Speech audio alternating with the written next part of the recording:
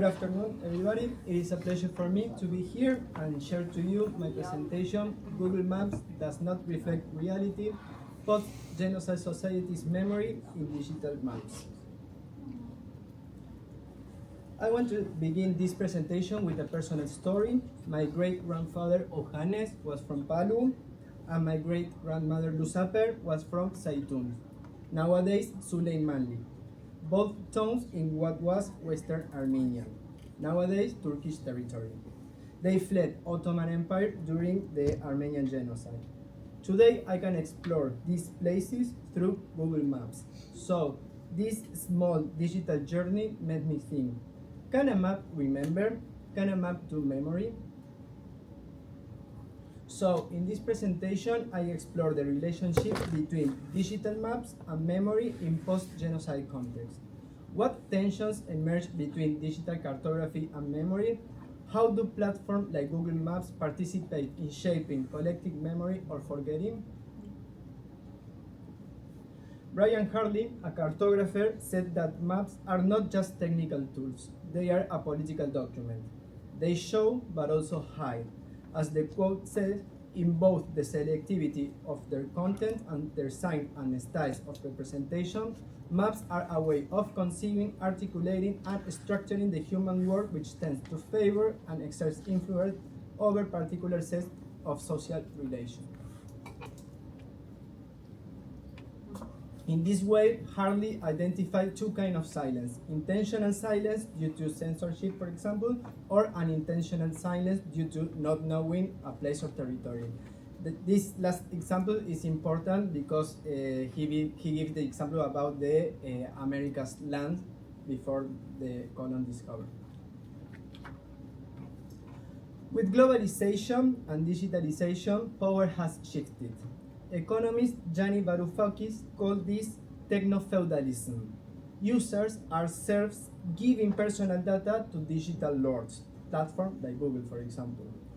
So this is really important because maps, once tools of state power, are now tools of platform power and users as well. Amanda Finkelberg, in her thesis, introduced the idea of cyber cartography. This means mapping with digital tools, databases, and user interaction. Unlike traditional maps, these new maps are layered and personalized thanks to the persistence, this means the data stored, and the location of the user. This is really important because this platform allowed the user to position themselves, create meaning, and even challenge dominant narratives. Why Google Maps, or why Google? Because we have some numbers that gives us a hint about his extensive use. Google is the 79% of the global search engine market, and the word maps is ranked 19th among the most searched keywords in the world. So we have a hint about his extended use around the world.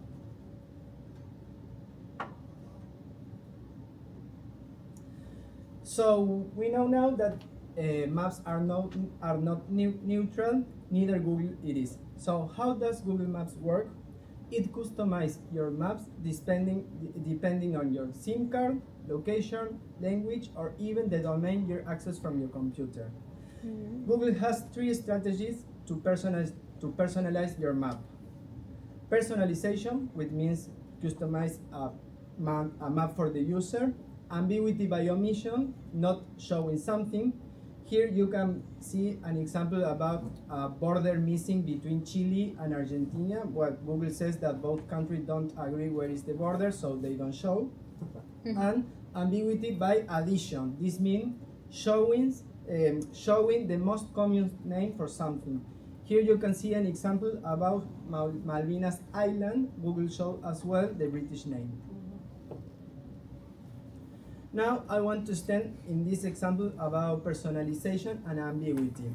Here we have part of the map of the Armenian region Syunik. We can see some cities as Sisian, Goris, Kapan, and below the Armenian letters as well. Then we have the border and on the other side, Artsakh Republic, before the ethnic cleansing of 2023. Today, in all our devices, we will show the Azeris name, as you can see here, this cities. No? But if you access from google.am, this means the Armenian domain, it will show you the names with the Armenians as well. You can see it up. Do you see the difference? Yes. Okay, this is an example about personalization and ambiguity by addition as well. So, Google Maps has become more than a navigation tool. It shapes territorial imagination, it decides what exists and what disappears. As Harley said, maps organize reality. They affect memory and remembrance. What is shown, street name, business locations, borders, tourist sites. What is not shown at all, sites of memory, disputed name, genocided places, and displacement process. But we can find some initiatives that show the potential of digital cartography. For example, in Canada, Google collaborated with indigenous communities to show ancestral lands with a specific label. As well, in Argentina, Google collaborated with the ex-government to make a special label for memory sites from the last dictatorship. So these are powerful steps that show us what happened when platform, states, and community work together. But when states or platforms don't act, communities step in. Some, from Armenian villages to Holocaust sites, users build maps from below. They reconstruct histories that official maps erase, showing the potential of cyber cartography, as Amanda Finkelberg says. By the way, I tried to look from all the examples in the program, from Nicaragua, from Rwanda, but I couldn't find any digital map as this, so that is something to work as well. In this point, I embrace Michael Rothbard's concept of multidirectional memory. This means a memory that allows different histories to coexist, not to compete. Digital map, especially Google Map, could embody this, as we saw in the Argentinian and Canadian case. I like this quote about that is the people who contract and act urban visions of justice. So, who draws the digital map and who decides what to forget? What is missing? What stories, narratives left out on our daily digital maps? What would a map of memory look like, and who will be allowed to participate in? In this presentation, I proposed that maps, digital maps, are not only a navigation tool, but also a memory device. This requires new labels, new layers, new interfaces, and alliance between the government, the communities, the companies, why not the academic sector as well. This means all the actors involved in the memory process, but fundamentally the political will. If memory is the act of bringing the past into the present, then mapping memory is about building the future. So I want to say thank you, everybody. Very good.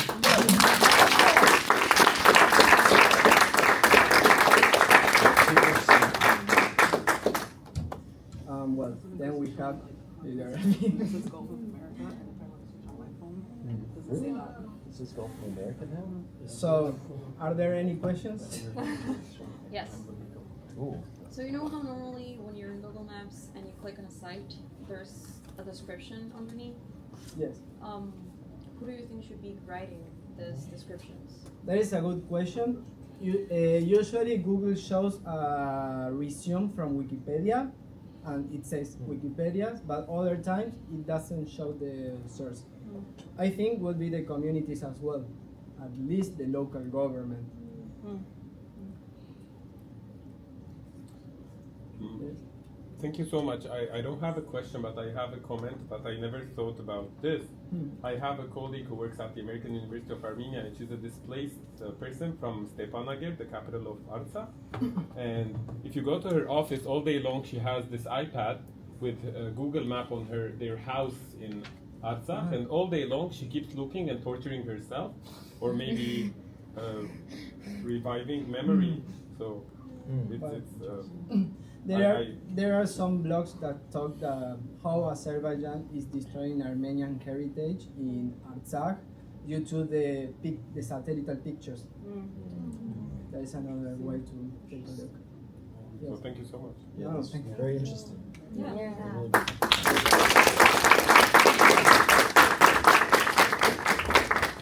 So